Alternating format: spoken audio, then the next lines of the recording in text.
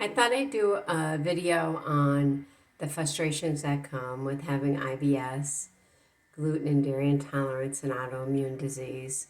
And it can be very tough at times. I know that even getting up in the morning, that I've gone through periods where if I get through the first hour of the day, then I know I'm good to go.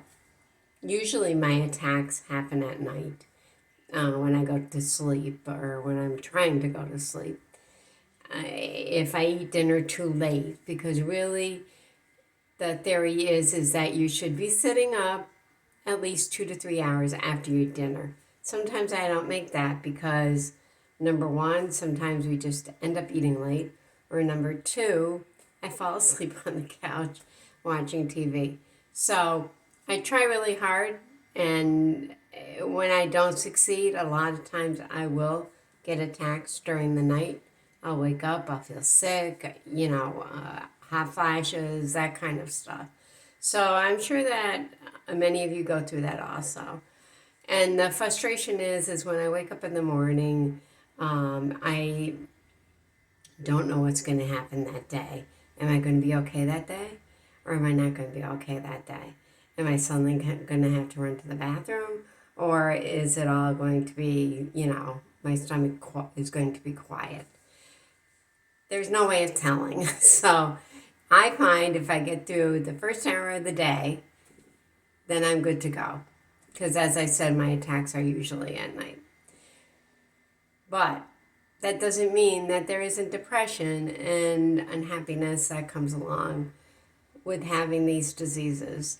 It's hard for a lot of people outside of us that have these problems to understand, why are you sick again? Oh, why can't you come to this party? You couldn't come to the last one either. That kind of thing. And they mean well. They all mean well. It's just that you can't understand how sick someone feels or how tired with autoimmune or even IBS and gluten and dairy intolerance. If, you eat something that was incorrect, not incorrect, but you didn't know that you would react that way. How hard it is to live with this. And I'm fortunate. I have a great support system. I have two friends that, one has IBS and the other does not. And, I go beyond that with the autoimmune too. But they listen, I explain, and they try to understand. One of my friends actually looks up everything I tell her, so that's great. It's hard, though, to find that support system for a lot of people because a lot of times people they don't want to hear you're sick again. They don't want to know, so you put a smile on your face, you pretend you're okay, and, you go through the day that way, and it's exhausting. It really is. And then there are periods of times that are great, and, so it's hard because sometimes you take one step forward and 10 steps back.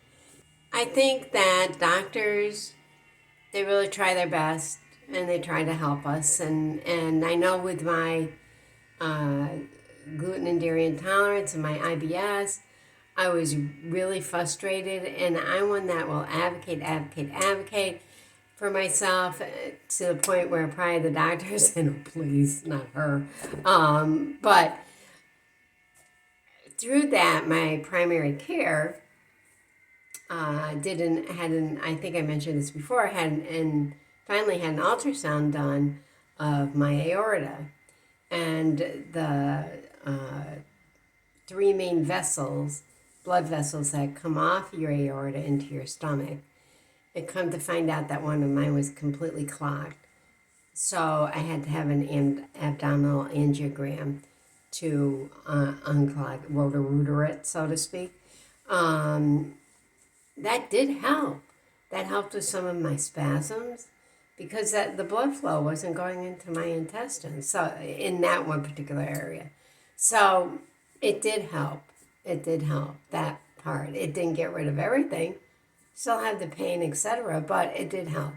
So I encourage anybody if you're stuck in your house because you're sick, if you're and you feel like there's no way to get better, if you're missing work because you don't feel well and you feel like they're going to, you know, reprimand you, fire you, whatever, I encourage you, keep going to your doctor.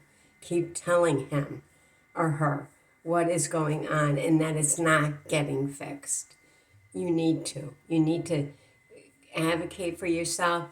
Doctors are wonderful, but they're not the end all. They're human. And, you have to keep at it. And I can't encourage people enough to do that.